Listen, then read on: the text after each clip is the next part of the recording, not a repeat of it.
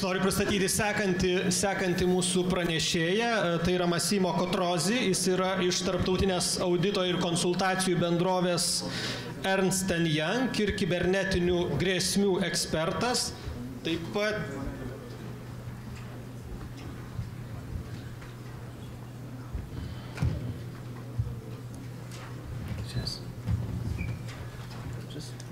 Taip pat jis daugiau kaip 25 metus dirbęs ir turintis tiek Milano universiteto baigimo patirtį, tiek kibernetinio saugumo srityje, policijoje, gynybos ministerijoje Italijoje, ir jo žinios apima platų spektrą IT saugumo žvalgybos klausimus, sprendžiant tiek materialaus, tiek nematerialaus turto, pavyzdžiui, reputacijos, intelektinės nuosavybės, pramonės ir komercinių paslapčių klausimus.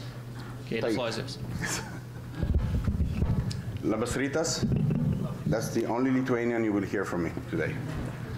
Your Excellencies, officers, ladies and gentlemen, thank you for inviting me to talk about this interesting topic and very important in these specific times. I would like to start saying that everything we heard this morning about war, cyber warfare, operation security, deception and everything else is applied 100% in the same way in the cyberspace. I will bring you through a couple of things that I want to show you, and I will skip this because I was already being introduced. I just want to start with a little bit of an understanding of what the world is talking about in this moment. I took this 3 days ago, when I was looking for headlines to present, and these were the first headlines that came into the search that I made, and they're quite scary. Cyber attacks to increase, cyber attacks 48% more, major cyber attack will hit in the next 11 years, White House, Bank of England, state-sponsored. Everything is looks like being out of control.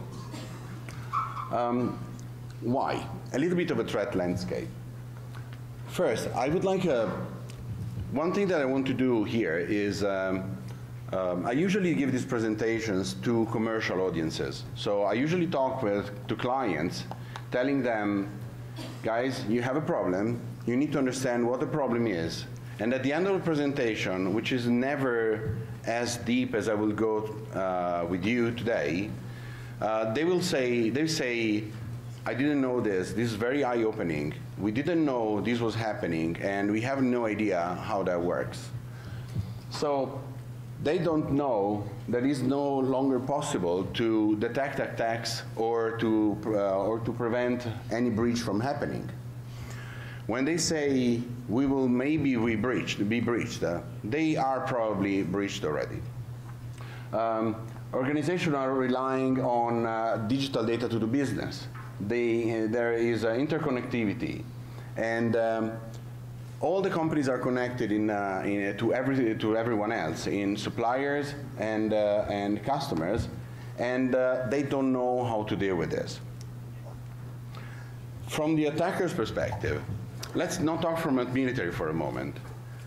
Criminals are making billions of dollars because there's no way that they can be stopped by breaching companies, selling information, by obtaining access to bank accounts. And in the end, what they want is money, most of the times. We have most of the production environments that have connection to the internet, and we heard about security of SCADA systems in these days, which is very interesting. So if you search, there is a search engine that hackers use, and not only hackers, also security professionals use that as well. A search engine that you can use to find plants that have their operational systems directly connected on the internet without any security. There's that's even scary for the companies, but for the people, there was a news last week. There was on an English newspaper 2 days ago that British webcams have been accessed by hackers, and people are snooping inside the houses. They're watching inside people doing their own businesses, and then they are posting the nicest images on their websites. This is not happening since 2 weeks ago. This is happening for years. It's very, very popular in the underground, among the criminal side. It has been shut down almost 10 times already. And every time they shut it down, it starts again with the same name, with a different address on the underground network, and shows pictures taken from people's computers, people's cameras, people's webcams at home, and in the offices, and in other professional environments, let's say. How do they work? Criminals work together since a long time. In the beginning of time, they started as a, they were trying to prove that they were better than the security managers of the sites that were online. We're talking about 25 years ago. 25 years ago, companies didn't even have a website. But the first website where the name of the company, a logo of the company, telephone number, fax number, there was still a fax at the time, and that was basically it. Then companies started interconnecting the systems and started giving information, and hackers kept on entering the systems and kept on taking information out. And at a certain point, they started understanding that this information had a value. The value, not necessarily for them, which could lead them to enter new companies, but for other competitors. And they started selling this information.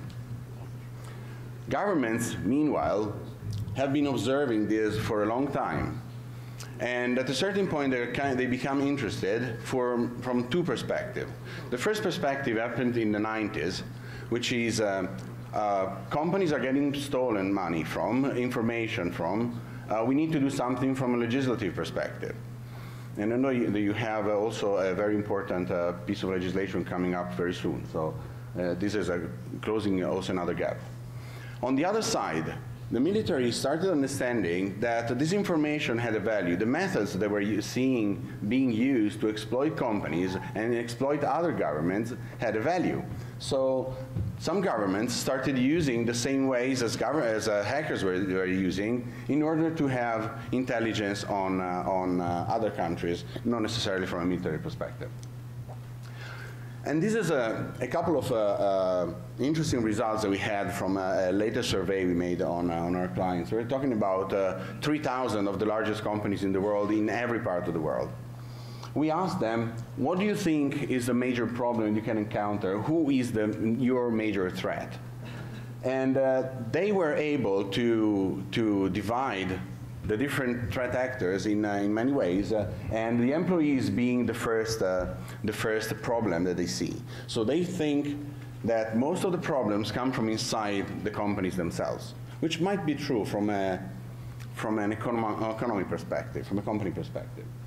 What is really interesting is that state-sponsored attackers account for 27%. Of course, this was not one response. We asked for as many responses as they wanted, so you will see the sum is not 100%. 27% state-sponsored attacker.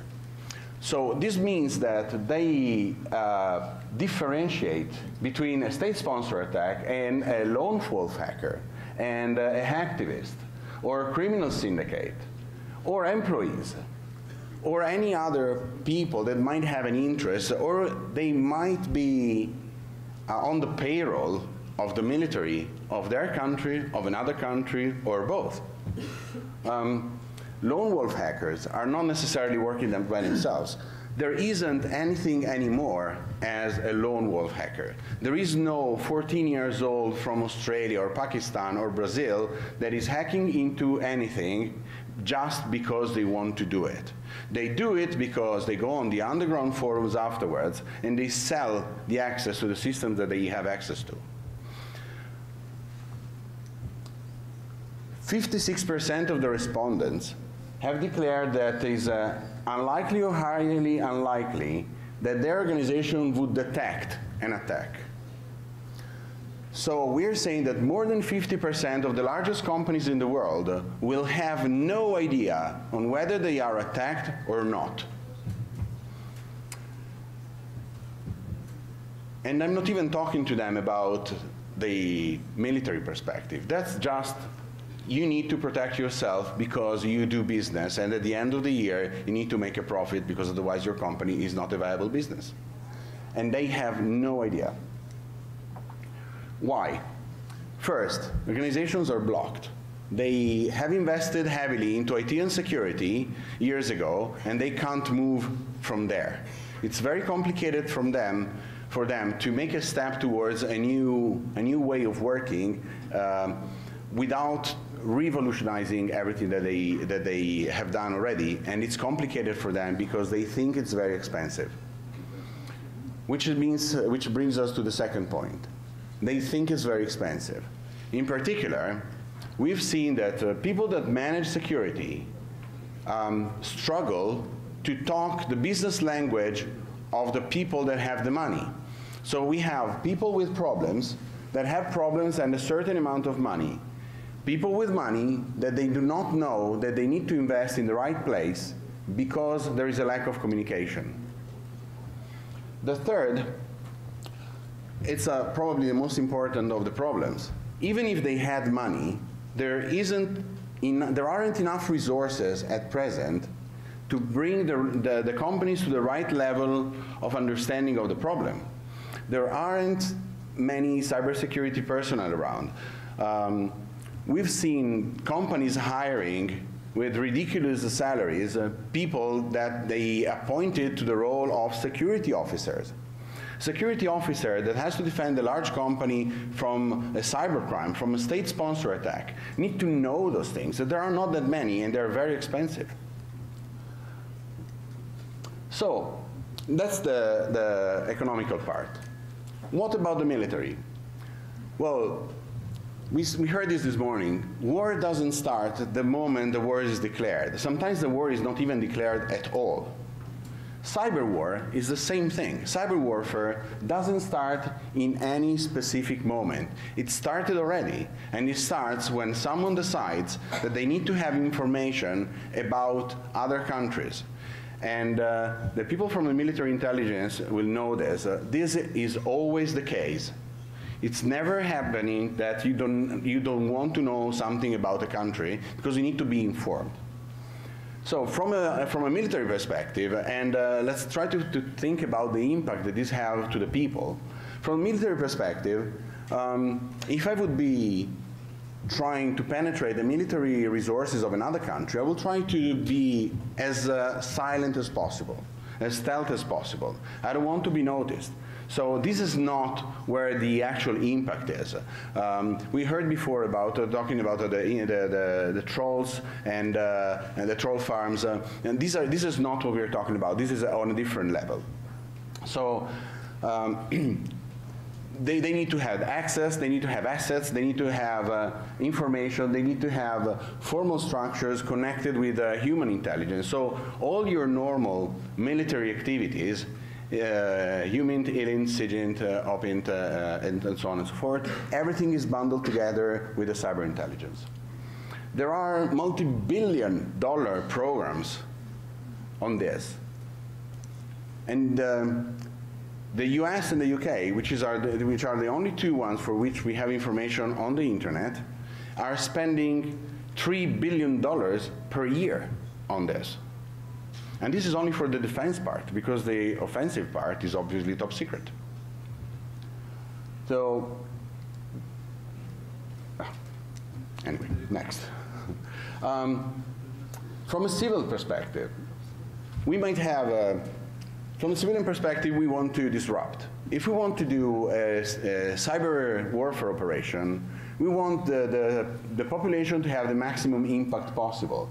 So we're threatening critical civilian infrastructure, finance, economy, and as we heard before, also the reputation of the government. Because when the reputation of the government is bad, the citizens will not defend it anymore. And there is one very important thing that I'm not sure if I've written here, but it's very good to say it now. the citizens are your intelligence agents inside the country. I say this to my clients in the commercial world. You have the best cyber threat intelligence officers at the desk every day, 9 to 5. Give them a way to report what's wrong. If something is not business as usual, report it. Because many non-business as usual indicators in different moments, in different places, might account for one attack or a preparation for one. So, on the other side, military might need to be, they have to have a geopolitical objective, a retaliation or a computer network attack done, even maybe preventative, to others infrastructures in order to disrupt their communications and their ability to communicate and to command. We said before, so cyber warfare doesn't start when a war starts, and it's happening now. It's been happening for a long time, and you can see many traces of this. It's very important that military operators in intelligence have access to the right targets and keep the weapons relevant. Means they need to have access to the right communications, and you're just playing a game of cat and mouse with your assets, because you're breaching the assets and they're cleaning it, and then you start another asset and then they clean it, and meanwhile there has to be a whole operations of recovering of all these going on at the same time. So what would you do? You would infiltrate everything. There isn't a company or an organization today that hasn't been breached once. Technology firms. Why would you target technology firms? Well, because everybody uses an operating system. So I would probably target the largest providers of operating systems in the world, and I would plant something inside the operating system so that I can access everything when I want. Or security software. Everybody's using security software. So I would probably target a security software company to infiltrate them. Financial institutions, because when you know, not necessarily to steal money, but when you know how all the economy works, you can pinpoint the places where to disrupt a communication when it happens to be necessary. The critical infrastructures, of course. Telecommunication systems, medical systems. Everything is a potential target from a military perspective. How will we do that? Well, first of all, if something is discovered, it shouldn't be tracked back to who actually originated it. We're not talking here about the PSYOPs we heard about before. There is quite obvious who's the origin, even though attribution is always very, very complicated. So if an infiltration is discovered, they shouldn't be coming back to us right away. Coincidentally, if you heard of the latest, let's say, military-grade viruses that have been going around, there are some that employ very, very innovative techniques, and some that employ very, very standard techniques. The one that employ very standard techniques are very, very difficult to attribute to someone. So if you have a virus that is obviously being built with millions of dollars investments, that is not something that a hacker would do themselves. So you immediately escalate the level of investigation to a different target. Large-scale cyber warfare is more difficult to hide, but it's very, very easy if you have infiltrated all the networks, all the opponent systems with the right assets in the right way. So how would you do that without being caught? And that's where the hybrid part starts. There are a lot of lone wolf hackers around. There are a lot of criminal groups. There are a lot of criminal syndicates. And they are all working together with the military, whether they know it or not. And if you ever tried to talk and work with hackers, it's impossible. They have their own mindset, they have their own objectives, they have their own agendas. You can try influencing, you can try tasking them with very difficult exercises. You can try organize them in groups that might mask themselves with brand names that become very popular in a very short period of time. But you can't manage them. So at a certain point, when you start asking these people to do some things for you, those people are not manageable anymore, and they start having weapons in their hands. And that's where the problem really starts, because then they start making money. And they start understanding that they can steal things easier. They can disrupt operations easier. And they're getting better and better, faster and faster. 10 years ago, hackers were 10 years behind the military in cyber attacks. Today, they are no more than 2-3 years behind. What is the damage that is currently being caused? We saw before the headlines, but these are the kind of things that you might expect when you're talking about military warfare. So these are things that are currently possible, and you might recognize some of them from the media. So you can make a mobile telephone explode from remote just by sending a piece of code. You can make nuclear turbines burn. You probably heard about that. It's called Stuxnet, if I remember well. You can make pharmaceutical companies mix ingredients in the wrong amounts and have medicines come out with the wrong amount of components. You can make planes divert from routes and disappear. This is not related to anything, it's just a theory. You can make nuclear missiles launch, especially if the nuclear missiles have a code that is very easily guessable and the same for all the nuclear plants for 20 years. You can make nuclear submarines land in the wrong place. And again, this is not anything that happens, just a theory. You can make drones land in the wrong airfields, and this is not a theory. This actually happened. Very much. You can make satellites report on wrong events, or you can make satellites do not report on right events. So you can have satellites observing stuff, and because the satellites are managed by a computer that might be infected, they might not report specific events. Everything that is managed by a computer can be infected. And because in the future we will see something called the Internet of Things taking place. And I'm not sure whether to say affecting or infecting our societies. This is going to be a big problem because there will be very little room to remediate the problems that will arise at the time. The Internet of Things is you know what it is. It's when you have computers inside everything. The light bulb in a microphone, well, this is already a computer anyway.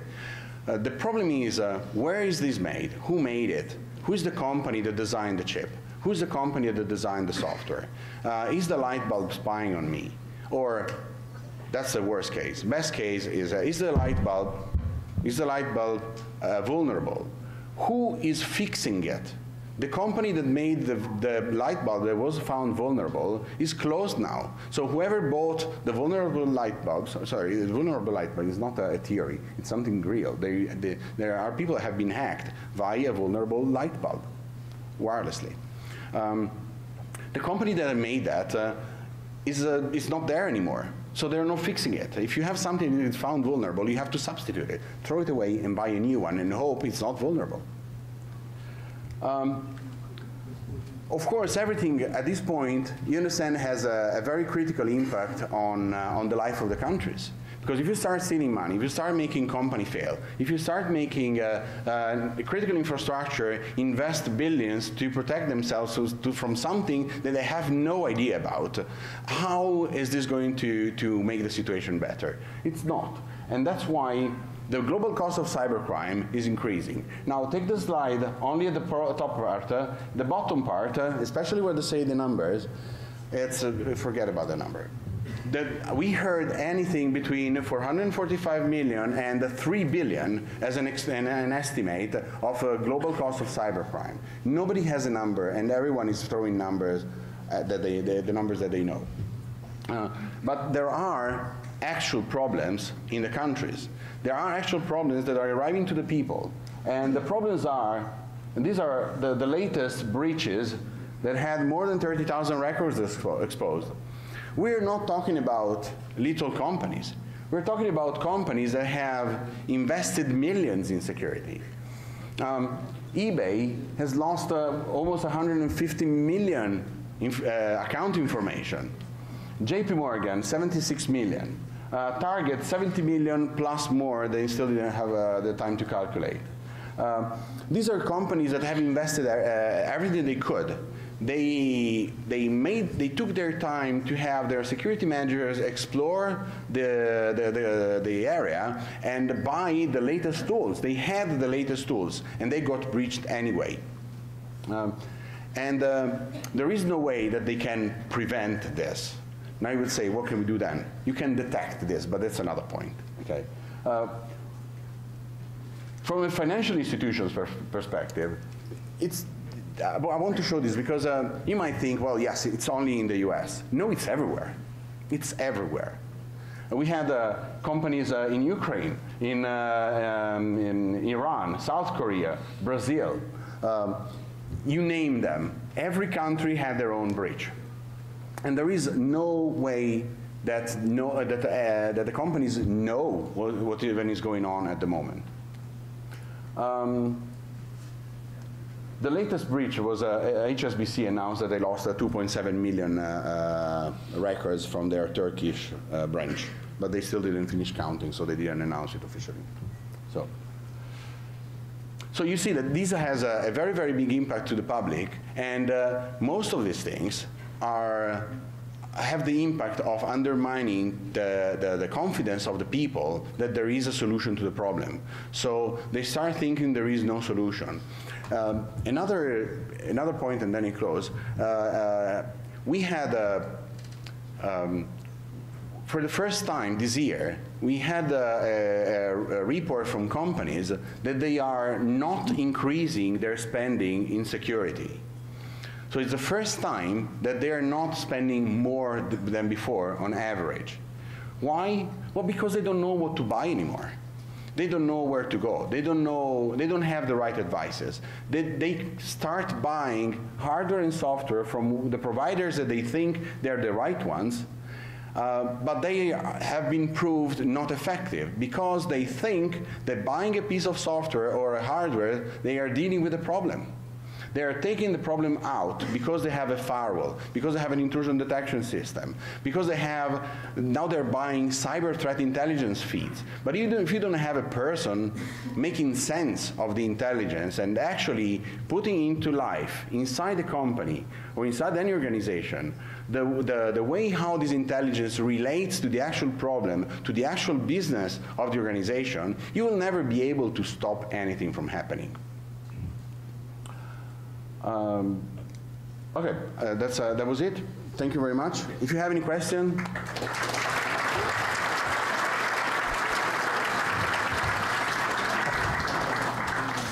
Yes. Audrius Kaistys, Lithuanian Rifleman Union. I would ask one question, how to avoid criminal-minded people that in the state institutions and the same time at the military, but at the same time how to use this kind of persons, their skills for the state purposes. Thank you for the question. It's a very complicated question. 20 years ago, companies started hiring hackers because they thought that they knew better than them. We usually say, once a hacker, always a hacker. So if you want to hire these people and exploit their capabilities, keep a very tight control on them to what they're doing, because they know how to escape it. Governments do this in a different way. They just keep them on the side, so they're not inside, they're not embedded. But if you want to have, I mean, I understand the point. There are not that many people, and those people are good. Can we try to convert them into good people? Yes, you can try. Sometimes it works. Sometimes it's a lost battle. The United States have hired as a head of a cybersecurity program a former hacker. Actually, this guy was not a hacker, was a security researcher that disclosed many vulnerabilities, and some of the ways how he disclosed this is by hacking into the company's computers and saying, guys, we have a problem. So yeah, it's illegal, okay? So, and it's good that this guy was taken to jail and prosecuted and so on and so forth and everything. But the goal was good. There should be a framework, and the companies in the world are trying to do that now with bug bounty programs. So they're saying, if you're good enough to hack me, instead of hacking me and making money out of the things you're taking out of me, just tell me and I'll fix it. The problem with that is that you have a lot of people that are able to hack them, and only one is getting the money. So you know, it's kind of a chicken and egg problem. But there are ways to utilize these people, and it's probably too complicated to talk about this now, but it's possible. It's possible. Thank you. Hello, Mr. Arturas Varshevskis. I'm a member of Rifleman Union, and at the same time, I'm a founder of IT security company. So I'll start with 2 examples, and then I follow with a question. So first example is a couple of years ago, we had a public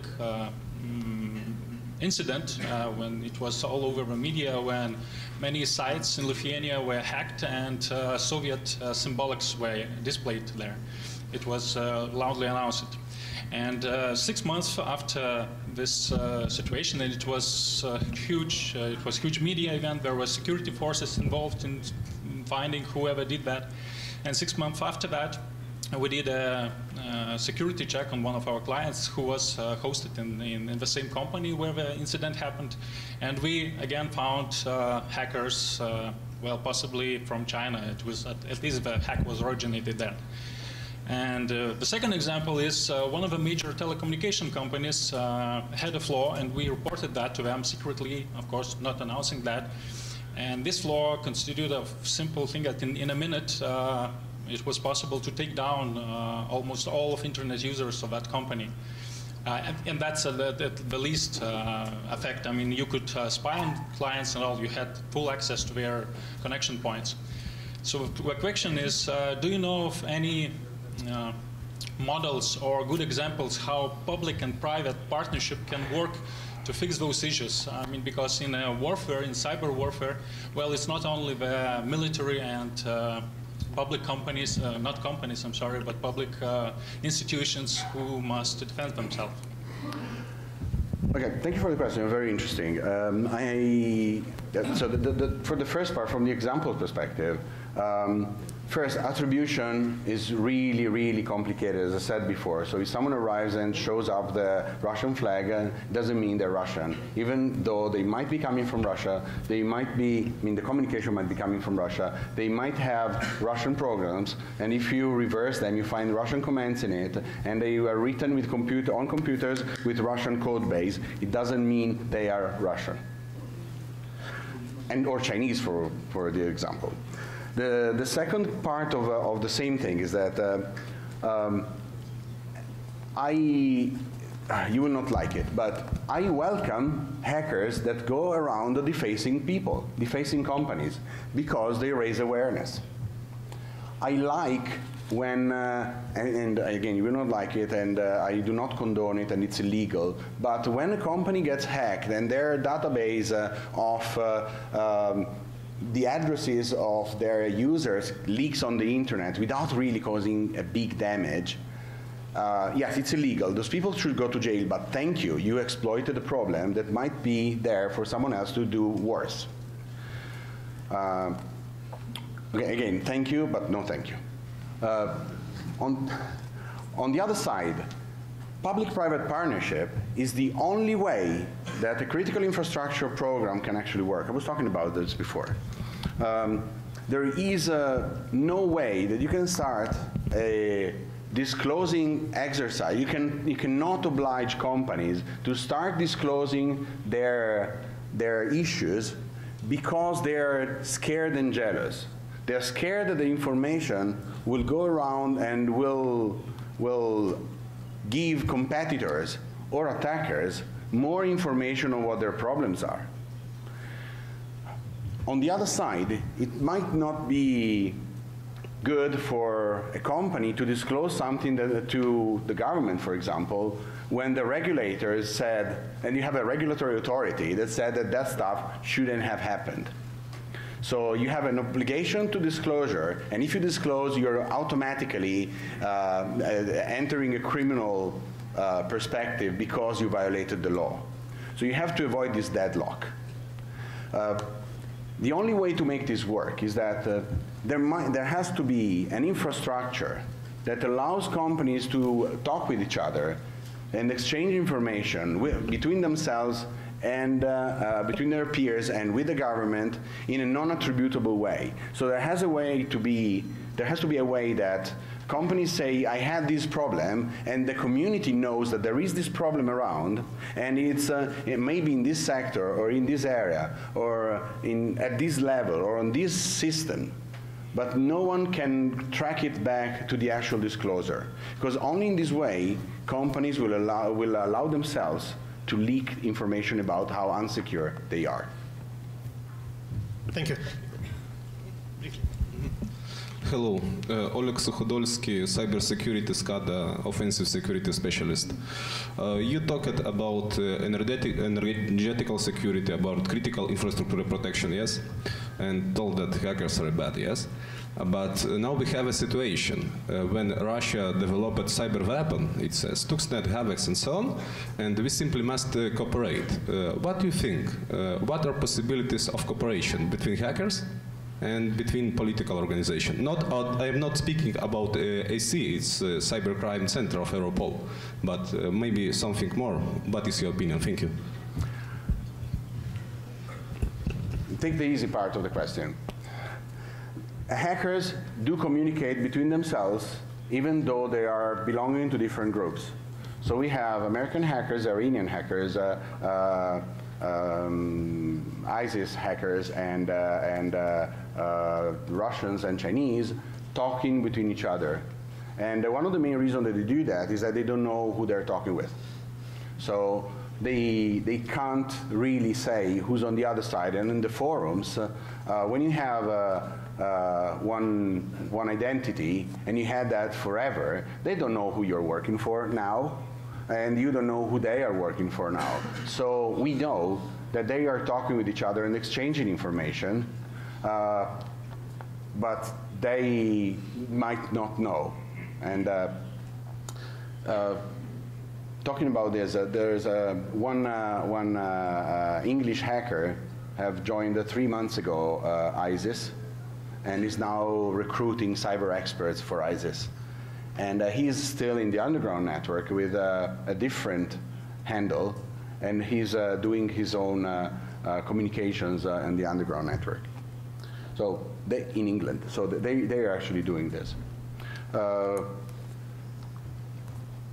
not sure I can talk about the other parts, because I don't really have a. I know that people talk together, they do exchange information, and but you can't really say because one country made this, so we don't cooperate with them. And at a certain point, there has to be one intelligence. You were told us before. There has to be one intelligence space here, and regardless of who did what, we need to have a common understanding of what's going on. And there are ways to accomplish this. And again, it's very complicated, probably beyond the scope of today's pitch. But it can be done, and I think exchange of communication, even with parties that don't like each other, is crucial, because we need to know more all the time anyway. Thank you. Thank you. Yep.